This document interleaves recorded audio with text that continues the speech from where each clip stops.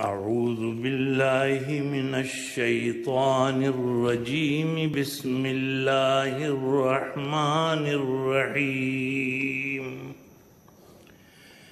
يا أيها الذين آمنوا استعينوا بالصبر والصلاة إن الله مع الصابرين.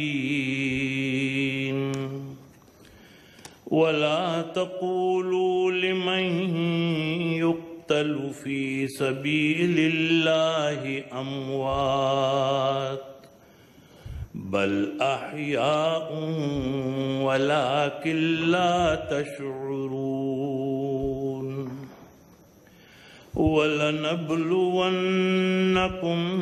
بشيء من الخوف والجوع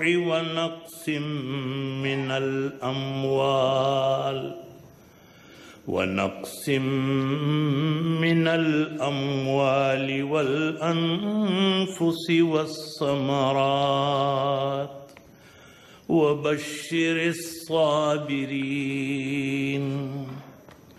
الذين إذا أصابتهم مصيبة قالوا إنا لله وإنا إليه راجعون.